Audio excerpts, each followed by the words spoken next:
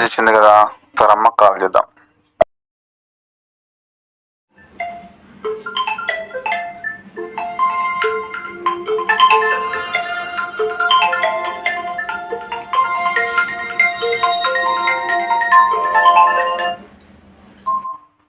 Hello అమ్మా, బాగున్నావా? బాగున్నా నాన్న, నువ్వు బాగున్నావా? నేను బాగున్నానమ్మా. ఇందాక ఆఫీస్లో ఉన్నాను, ఇప్పుడే ఇంటికి వచ్చాను.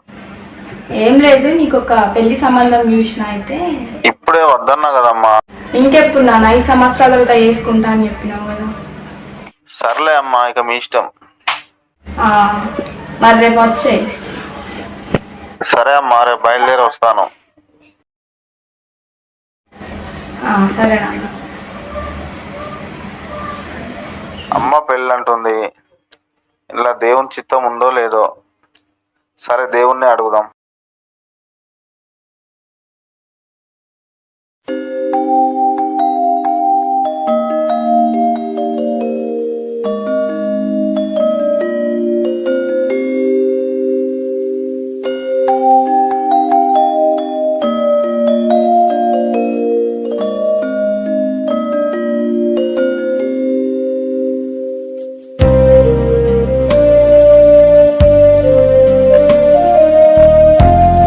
యేసయ్యా, నాతో మాట్లాడండి.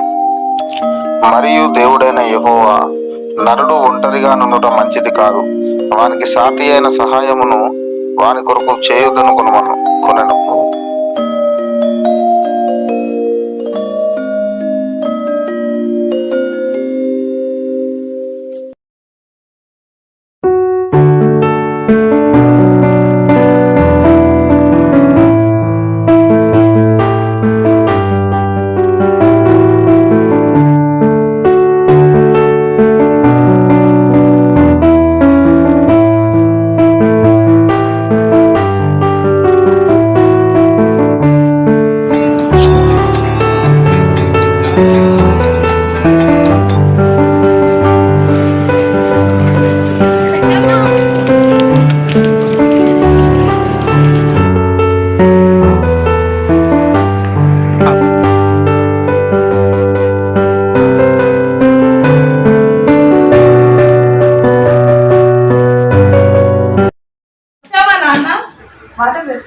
సరే అమ్మా.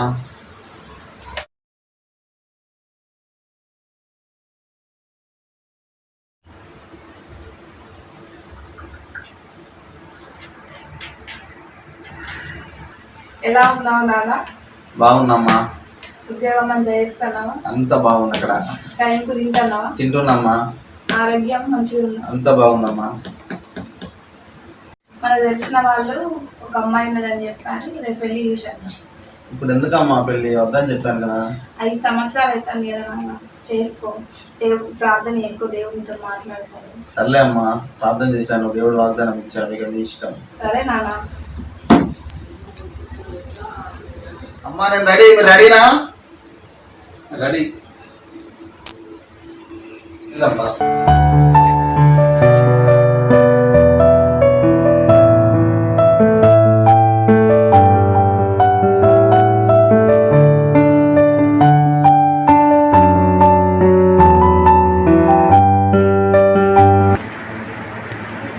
బాగుంది కదండి అమ్మాయి? బాగుంది.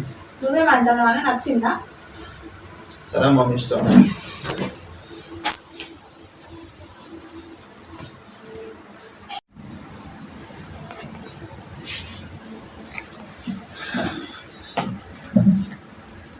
పెళ్లి కోసం అడగడానికి అమ్మగారికి ఫోన్ చేస్తా మరి. సరే అమ్మా. హలో అమ్మగారు, వందనాలు. అదే మా అబ్బాయిది పెళ్లి పెట్టుకోవాలనుకుంటున్నాం, అయితే అడుగుదామని కాల్ చేసిన. అవునా, ఇప్పుడు లెంట్ డేస్ ఉన్నాయా? సరే అమ్మగారు, 40 days అయిపోయిన తర్వాత పెట్టుకుందాం. ఏమండి? ఏంటి? ఇటు రండి.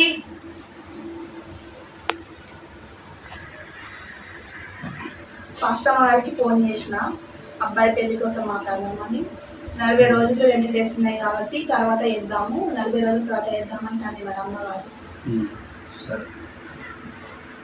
నువ్వేమంటావు నాన్న? 40 రోజులు ఆగమంటాను అమ్మగారు. సరే అమ్మా.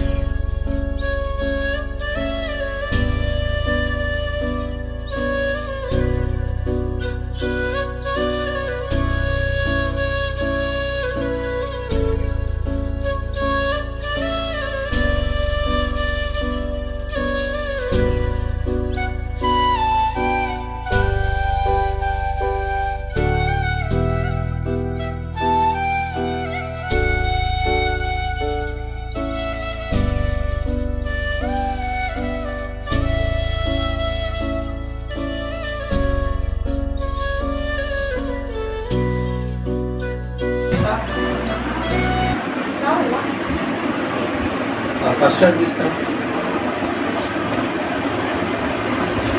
అయ్యో ఎవరు ఏమైంది?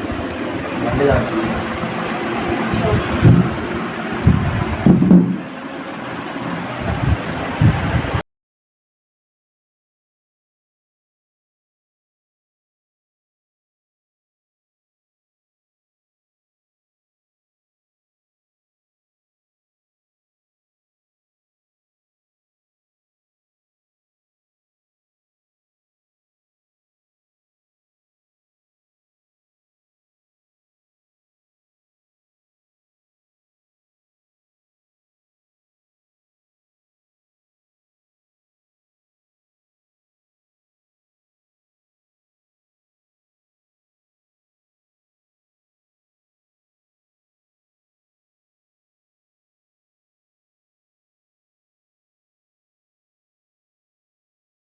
జాగ్రత్తగా చూసుకో. ఓకే.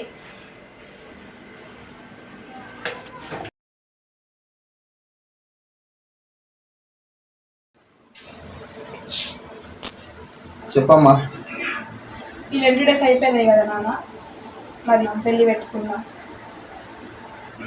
వద్దమ్మా, ఎందుకు? నేను ఆల్రెడీ పెళ్లి చేసుకున్నా అమ్మా. అవునా? నిజమే అమ్మా. ఇట్లా చేస్తావా?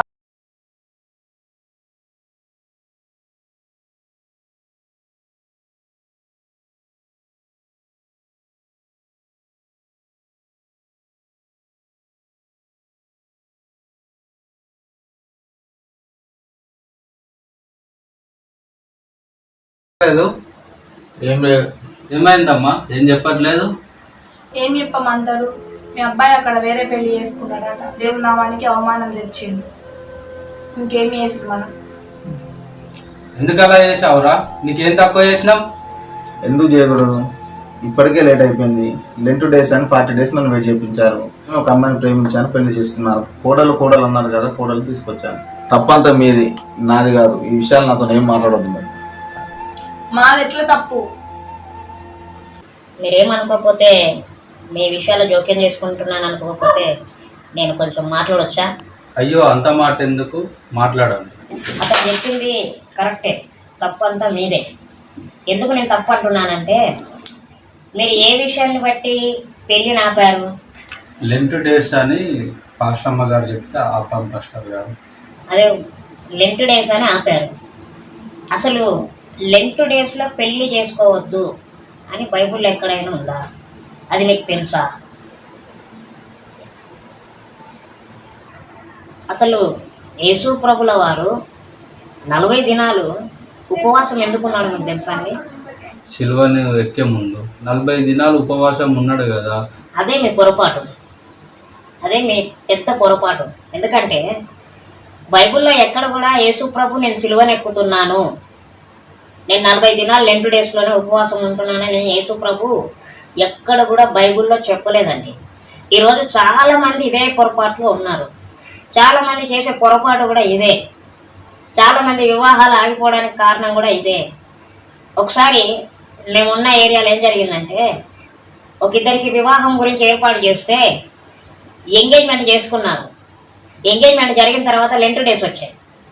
లెంట్ డేస్ కదా ఇప్పుడు వద్దు అని చెప్పి వివాహం లెంట్ డేస్ అయిపోయిన తర్వాత చేసుకుందాము, వివాహం పెట్టుకుందాము అని అన్నారు. తీరా లెంట్ డేస్ అయిపోయేసరికి ఆ అమ్మాయి ఇంకో అబ్బాయి తెలిపింది, ఈ అబ్బాయి ఇంకో అమ్మాయి తెలిపాడు. ఎందుకు ఇక్కడ పొరపాటు ఎవరిది? లెంట్ డేస్ అన్న తల్లిదండ్రులది.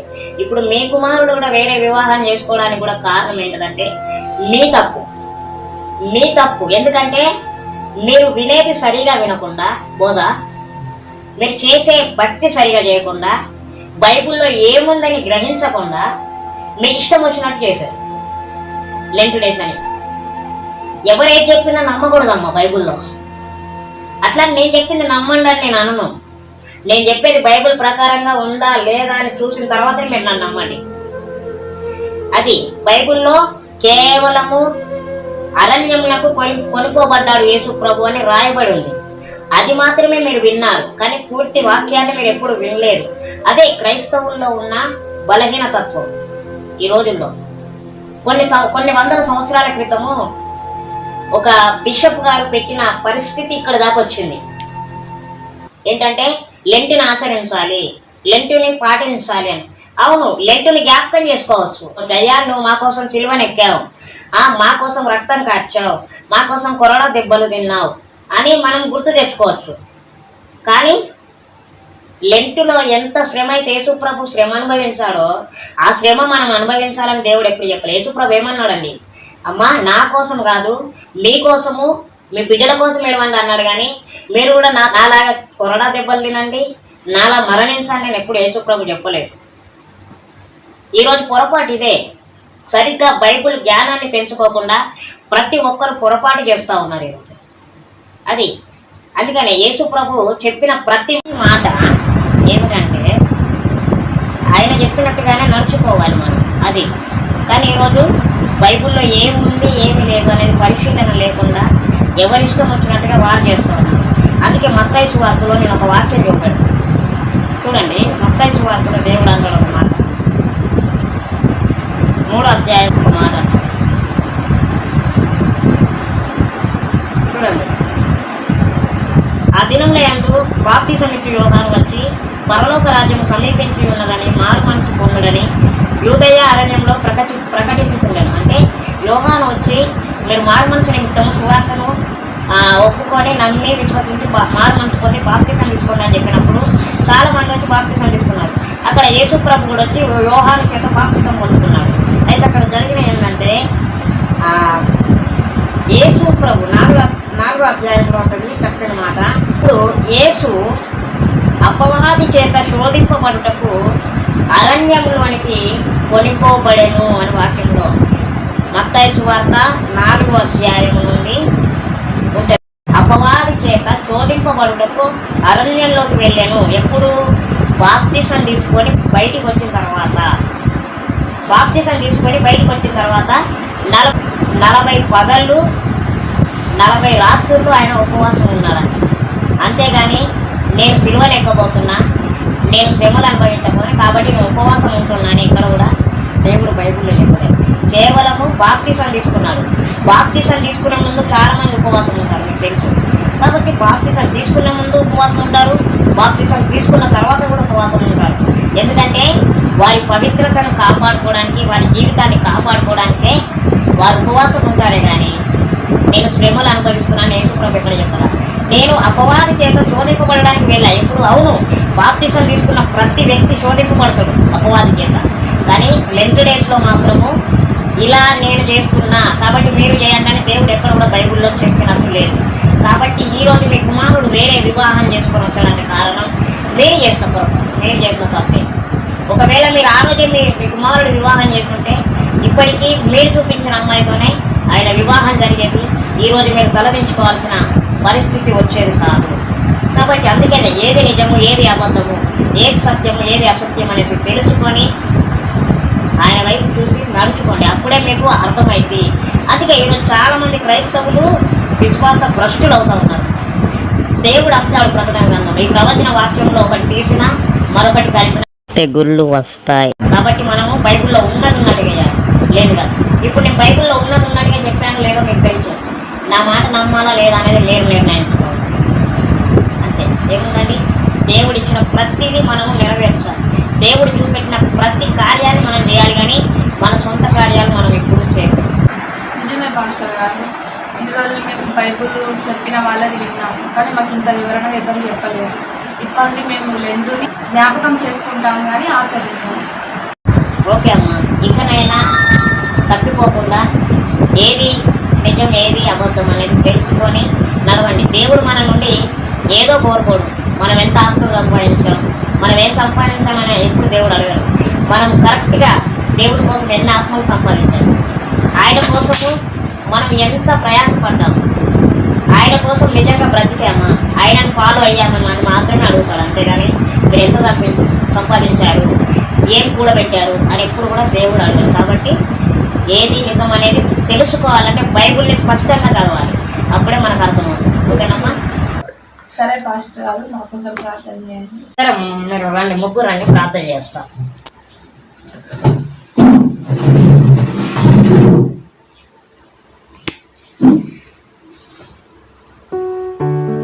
పరిశుద్ధుడా, ప్రేమ నమ్మకం కలిగిన యేసయ్యా వందనాలు అయ్యా.